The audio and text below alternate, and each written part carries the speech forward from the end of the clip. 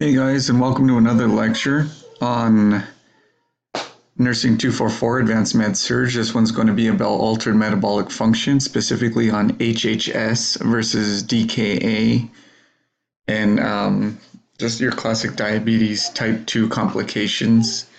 All right, and again, it's brought to you guys by myself, Professor Garcia. So again, we're just going to discuss the etiology, pathophysiology, and clinical manifestations so we can differentiate the two, as well as talk about how do we treat one, or is it difference in terms of treatment? And now, most of you guys have probably never even heard of HHS to any great degree. So we're gonna talk about the differences, who gets it, how do we approach it, how do we identify it, diagnose it, etc. So diabetic ketoacidosis, or DKA, what is it? Diabetic ketoacidosis is characterized by uncontrolled hyperglycemia, so high glucose levels, okay? Metabolic acidosis, and if you guys can remember back to your ABGs, metabolic acidosis would be your bicarb levels being low and your pH levels being below 7.35. All right?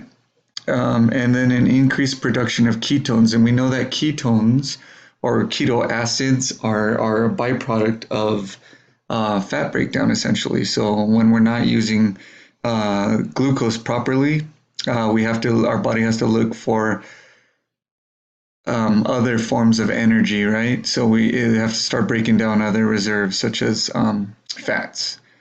Okay, conditions result from a combination of insulin deficiency and an increase in hormone release that leads to increased liver and kidney glucose. So the hormone that they're talking about here is really glucagon that taps into we talked about the liver being a storage, and it stores what's called glycogen. So it'll tap into that and create glucose. So it kind of acts in the opposite way that insulin does in that sense. So again, it leads to increased liver and kidney glucose production and decreased use in peripheral tissues.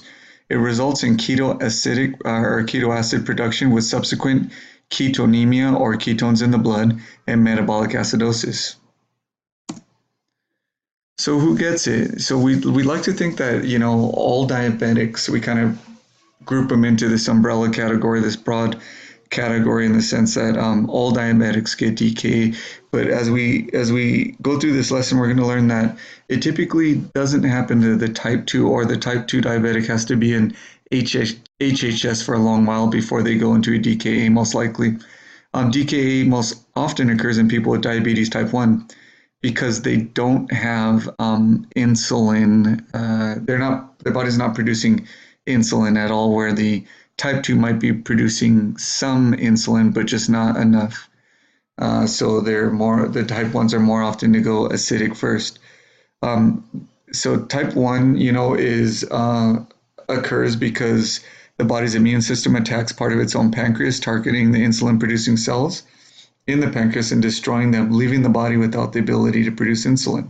So again, that inability to produce insulin would cause them to more readily or more quickly tap into those alternate resources, such as fat.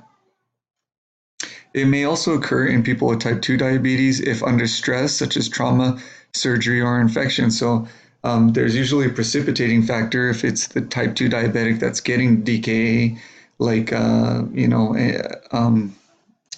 infection of some sort, whether that's cellulitis or pneumonia or whatever it is, that triggers it. And we know that high levels of glucose happen during times of stress or infection, right? Or also, like we see here, trauma or surgery. So the treatment for DKA for both type 1 and type 2 diabetes is the same, as we're going to see very shortly here. The most common precipitating factor, like I just said, for DKA is infection.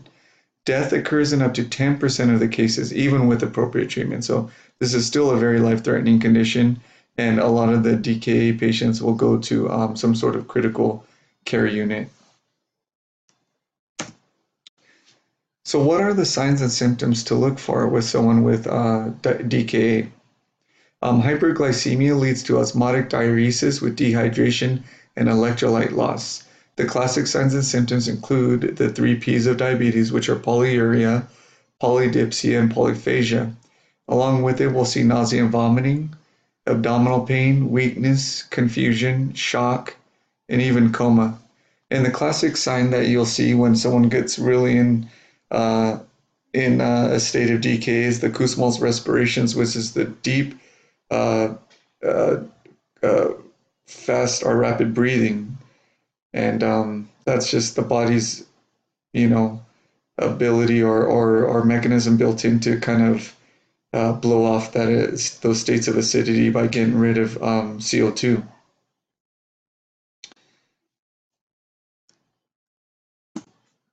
So what labs are we looking out for?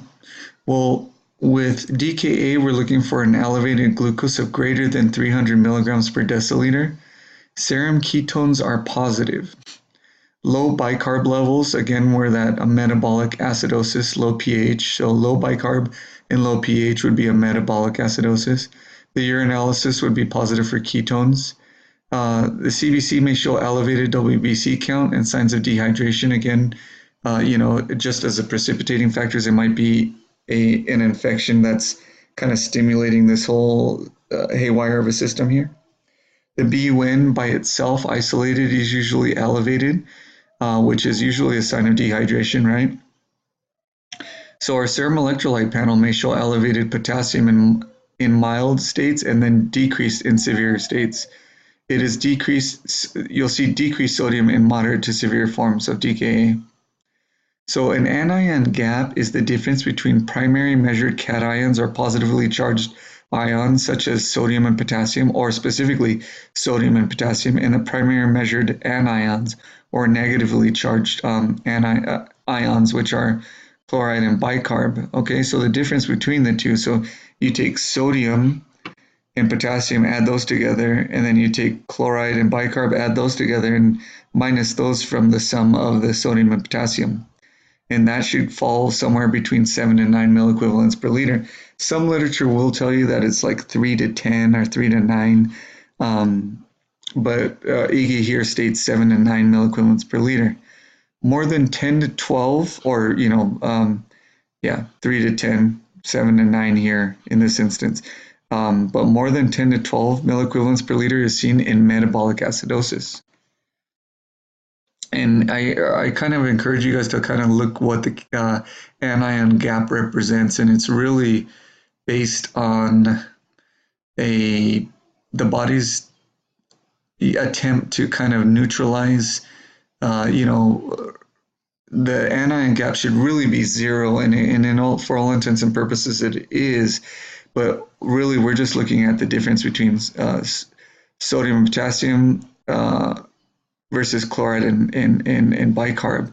But there's other negatively charged ions that we're not taking into account, and in this instance we might be losing certain anions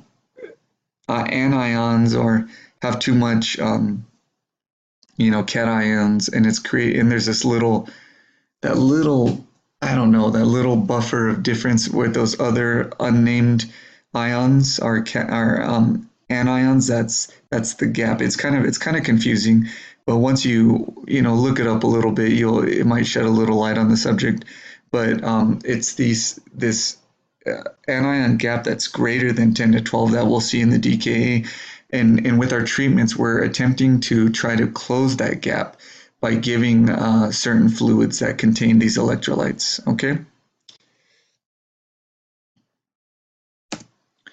So again, interventions. Blood glucose, it's used to help confirm DKA diagnosis and then check for efficacy of treatment.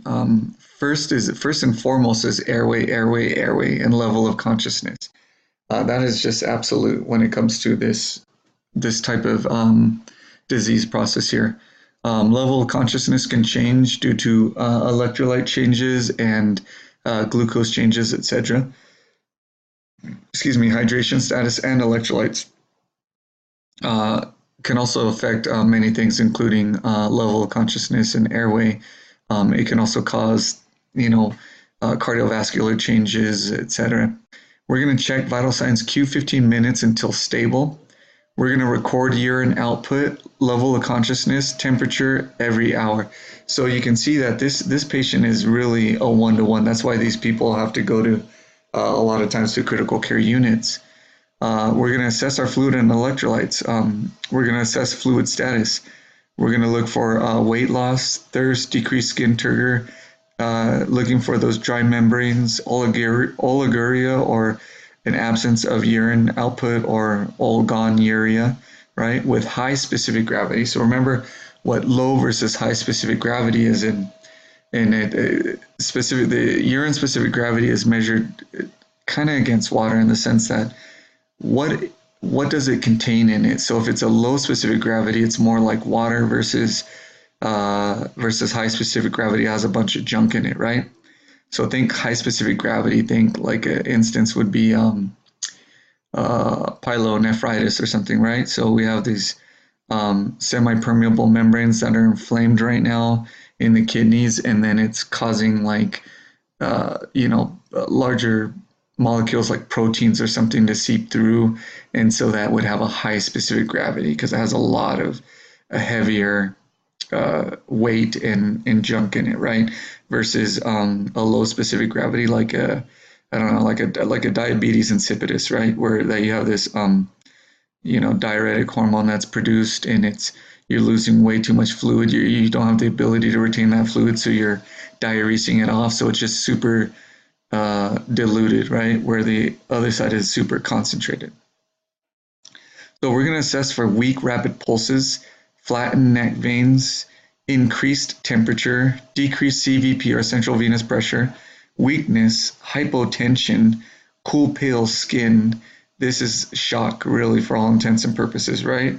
The weak rapid pulses, decreased CVP, the weakness, hypotension, decreased peripheral circulation, etc.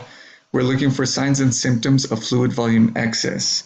Risk for kidney failure rises with age, and acidosis occurs more quickly.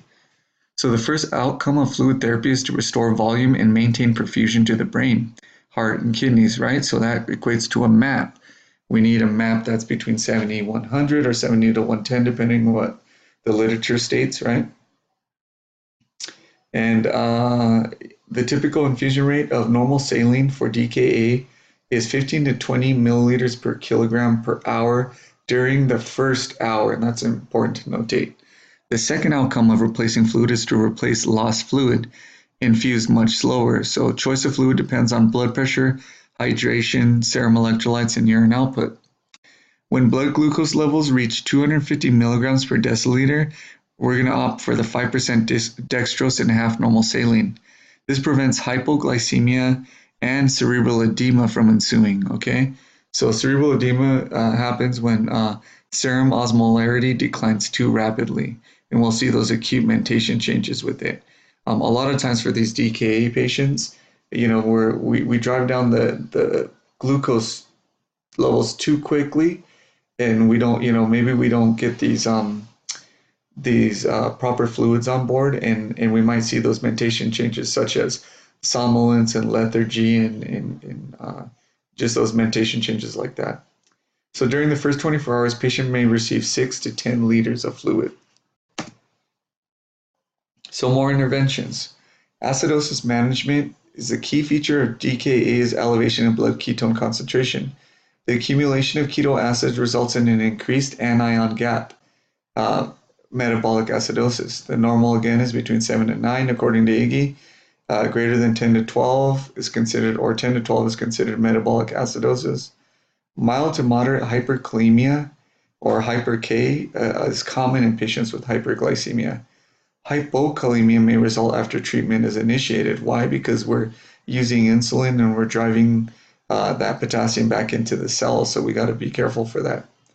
We're going to assess for signs and symptoms of hypokalemia, which are fatigue, malaise, confusion, muscle weakness, shallow respirations, abdominal distension or paralytic ileus, hypotension, and weak pulse. And remember what paralytic ileus is basically like a bowel obstruction that's non-mechanical, right?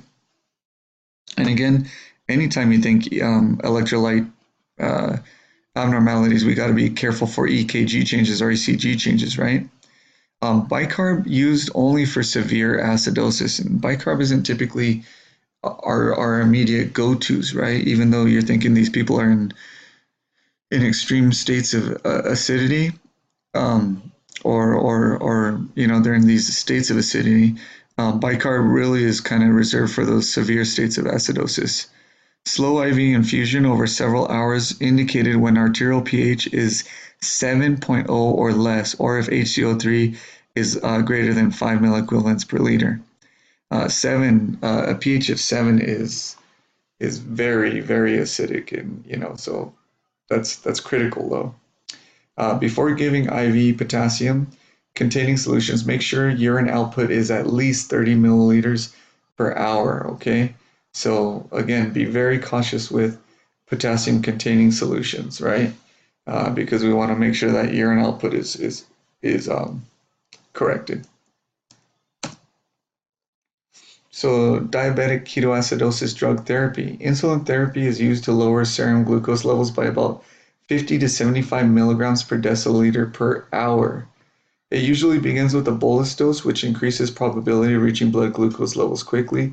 An initial IV bolus dose of 0.1 units per kilogram is followed by an IV infusion of zero point 0.1 units per kilogram per hour. Now remember again, there's only one type of insulin, it's regular human insulin that can be given IV. Sub-Q insulin is started when patient able to take PO fluids and the ketosis stops. Regular insulin by IV infusion for moderate to severe DKA.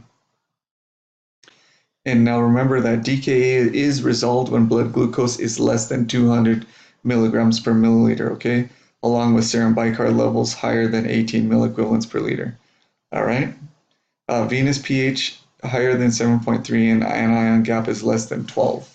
So once we have all this criteria right here, we know that DKA is resolved. So that's why we're trying to close that anion gap. We're trying to get the blood glucose levels less than 200. Some literature will tell us less than 250. And these bicarb levels start to get into a more neutral state, right?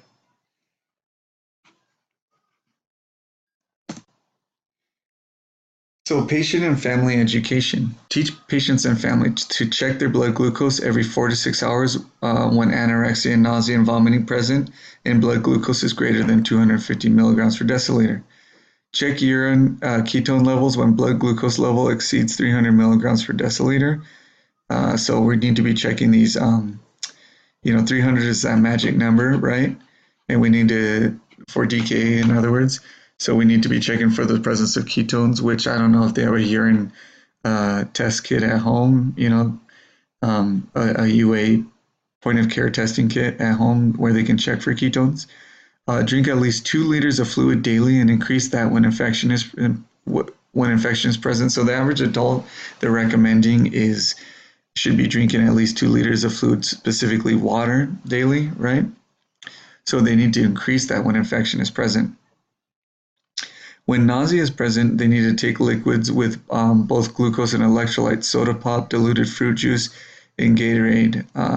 This is important because remember with nausea, vomiting, and diarrhea, we lose bicarb, right? So that can put us into states of acidity as well. We need to ingest at least 150 grams of carbohydrates daily to reduce the risk of starvation ketosis. And obviously take our prescribed insulin therapy as prescribed, right? We need to seek medical attention, or they need to seek medical attention when blood glucose levels are greater than 250 milligrams per deciliter. Ketonuria lasts more than 24 hours. Patient cannot take fluid or foods. And illness that's lasting more than 1 to 2 days. So now let's get into the HHS, or hyperglycemic hyperosmolar state. That's a mouthful, I know, but HHS is a little easier. So HHS, who gets it? So typically this is what you're going to see your type 2 diabetic in, but if you're unfamiliar with it, you just think it's a DKA. However, you'll go and check your labs and you'll see that there's no ketone bodies and that then they're not really in an acidic state or a metabolic acidic state, right? So what is it? Hyperosmolar, what does it mean? It means hyper meaning high and osmolar meaning, you know, uh, it just basically means like charged particles, right? In fluid. And that mean, and really it's meaning glucose in this instance. So high glucose, really. Um, there's the difference between DKA and HHS. You know, click on this link and watch a little tidbit about that. But both HHS and DKA are caused by hyperglycemia and dehydration, and for both types, the initial frontline defense or attack, you know, on these two states is hydration and fluid. HHS is different from DK in that ketone levels are absent or low, and blood glucose levels are much higher, possibly exceeding 600 milligrams per deciliter, and blood osmolarity may exceed 320 milliosmoles per liter.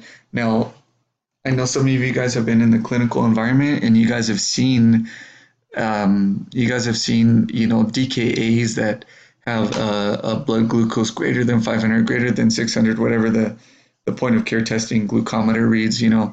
But most likely they've been in this state for a lot longer before they hit this, before they went acidic, okay?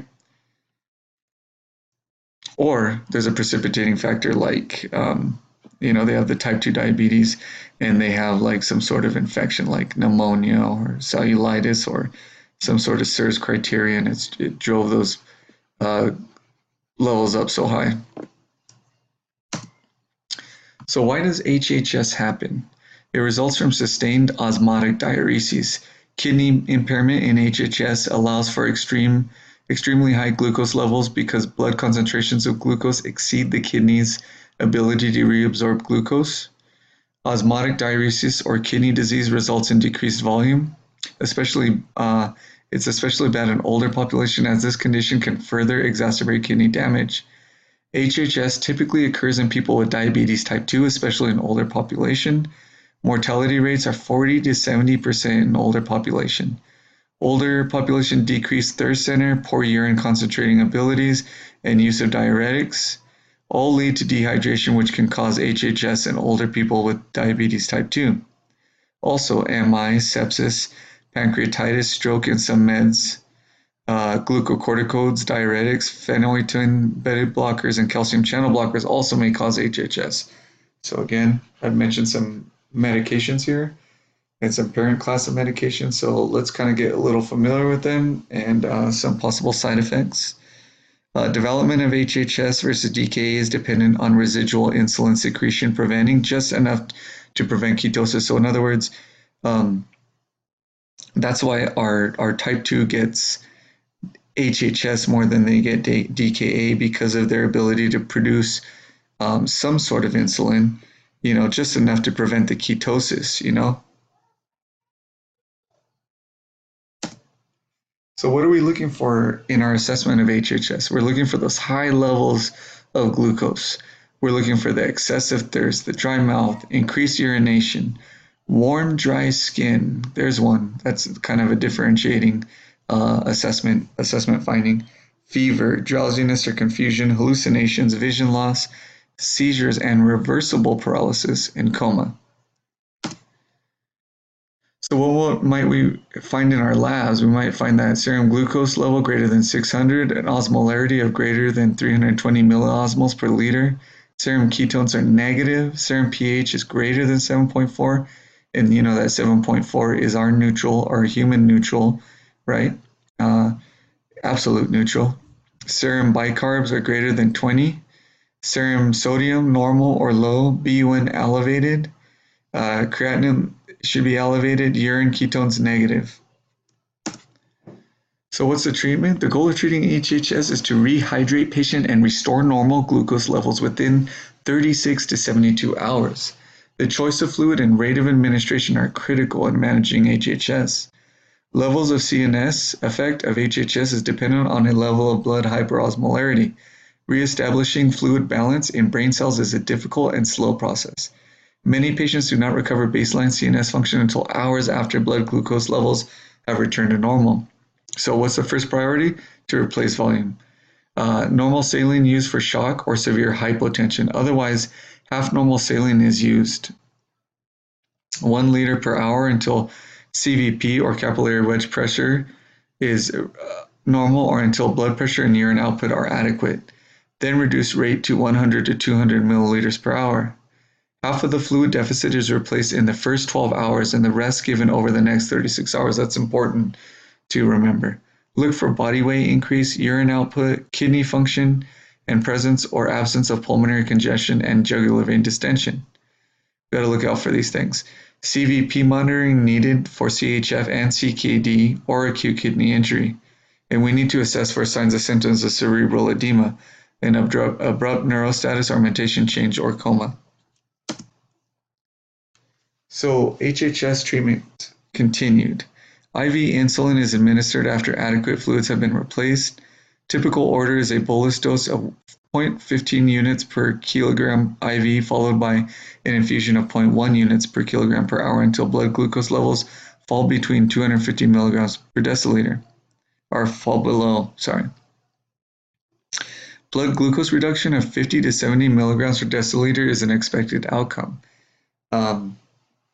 Monitor closely for hypokalemia levels. Hypokalemia. K levels can drop quickly when IV insulin therapy is started, and we know that because it's going to drive that potassium back into the cells. We're going to start, just like DKA, we're going to replace potassium when urine output returns back to normal, or we get at least 30 mLs per hour. We're going to check serum electrolyte levels Q 1 to 2 hours until stable. And then we're going to monitor cardiac rhythms for obvious reasons. All right, so acute versus chronic complications of diabetes. Acute complications. 3 glucose-related emergencies can occur in patients with diabetes. DKA, caused by lack of insulin, presence of ketosis. Hyperglycemic hyperosmolar state, or HHS, we just talked about. And hypoglycemia from too much insulin or too little glucose. All 3 require emergency treatment and can be fatal if treatment is delayed or incorrect. What are the chronic complications? What are the vascular changes, the neuropathy and the retinopathy and all that, stuff that we know happens after years of having controlled or even uncontrolled and even sometimes controlled diabetes. It can lead to angiopathy, which is changes in blood vessels, macrovascular and microvascular changes in tissues and organs, nephropathy, neuropathy, retinopathy, foot and lower leg complications, integumentary system changes, paresis, and infections. So let's talk about angiopathy. So disease risk, diabetes associated with CVD risk, cardiovascular disease risk. Diabetes mellitus patients usually die from thrombotic events such as an MI or a stroke. That's why, patients that have diabetes are more apt to have an MI or a stroke. It affects women more than men and dependent on ethnicity. Diabetes now considered risk, and what it means by that is usually African American, or Hispanic. Diabetes now considered risk equivalent for heart disease along with obesity, high blood pressure, elevated lipid levels, and hypertension. Kidney diseases, albuminuria amplifies risk greater. Risk for stroke 2 to 4 times higher in people with DM. Hypertension, hyperlipidemia, nephropathy, peripheral vascular disease, and alcohol and tobacco use further increase for stroke. We reducing the risk. Cardiovascular disease rates can be reduced through aggressive management of hypertension. The AHA recommends maintain blood pressure below 140/80. Hyperglycemia, controlling this aggressively. Aggressive management of hyperlipidemia. The LDL, or the low down layer, remains below 100 milligrams per deciliter for patients without manifestations of diabetes, and below 70 milligrams per deciliter for patients with manifestations. Weight control, reducing saturated and trans fats in diets, increased omega-3 fatty acids, fiber and plants. Increasing physical activity, smoking cessation, and prescribed aspirin use. So the microvascular complications, like diabetic retinopathy. Legal blindness is 25 times more common in diabetes. Diabetic retinopathy is damage to the blood vessels of light-sensitive tissues at the back of the eye. Causes retinal edema and hard exudates. Few manifestations until vision loss. Venous bleeding, abnormal appearance of retinal veins in which areas of swelling and constriction along a segment of the vein resemble links of sausage, rarely reduce vision to point of blindness. Macular edema is main cause of vision loss with DR, diabetic retinopathy. Monthly injections of ranibizumab into vitreous can improve vision for some people. Proliferative diabetic retinopathy, growth of new retinal blood vessels because of poor end retinal blood flow and hypoxia. New vessels are thin, fragile, and have tendency to bleed and hemorrhage, leading to vision loss. Hyperglycemia can cause blurred vision. Hypoglycemia can cause double vision. Cataracts as well as open-angle glaucoma occur younger for people with diabetes. Visual loss occurs from macular degeneration, corneal scarring, and changes in lens shape or clarity. You can reduce the risk by controlling glucose levels, blood pressure, and blood lipid levels. Regular ophthalmic exams yearly. Microvascular complications continue. Diabetic peripheral neuropathy. So what is the risk for? Progressive deterioration of nerve function that results in loss of sensory perception. Hyperglycemia leads to DPN through blood vessel changes and reduces tissue perfusion that causes nerve hypoxia. Nerves are damaged due to reduced blood flow. Excessive glucose converts to sorbitol, which collects in nerves and impairs nerve impulse transmission. Often involves all parts of the body, results in pain or loss of sensory perception. So this is why our diabetic patients get that, reduced nerve sensation. So they get, they don't know that they've stubbed their foot. They don't know that an infection is ensued. They're wearing their shoes all the time and socks, and they're not looking, but that becomes a diabetic foot ulcer and then becomes gangrenous, and then they lose their foot, right?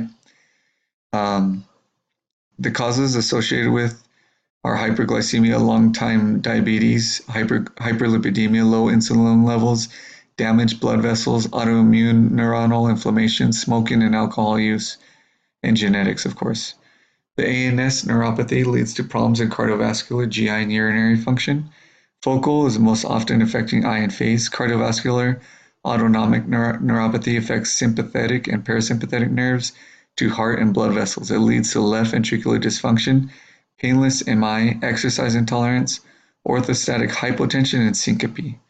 Autonomic neuropathy can affect entire GI system, GERD, delayed gastric emptying, gastroparesis due to hypoglycemia. That's important to know that gastroparesis is due to hypoglycemia and gastric retention. Nausea, vomiting, anorexia, diarrhea, especially in chronic and in PM. Constipation is most common problem with diabetes mellitus. See table 64.3 for features of diabetic neuropathy. So diabetic nephropathy. So why do we have those kidney changes? Why do we have CKD due to uncontrolled diabetes? Well, pathological changes in kidneys lead to kidney failure. Diabetes is the leading cause of CKD and end-stage kidney disease as well. A close second is uncontrolled hypertension. The risk factors include 10 to 15-year history of diabetes with poorly controlled glucose levels, uncontrolled hypertension, and genetic predisposition. ACE inhibitors and ARBs protect the kidneys, so we definitely want to see those on board, lisinoprils, right? Kidney disease causes progressive albumin excretion and declining GFR rate or glomerular filtration rate. Early manifestations of nephropathy are microalbuminuria, small amounts of albumin in the urine, and elevated serum uric acids, right? Because those are proteins. We shouldn't see those in the urine. Chronic high glucose levels cause hypertension. Other complications.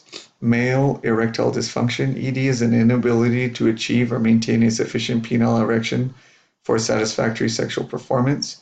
ED occurs at higher rate and 10 to 15 years earlier for men with diabetes. Related to poor blood glucose regulation, obesity, hypertension, smoking, and presence of vascular complications. Cognitive dysfunction. People 65 years or older have significantly higher risk of developing dementia.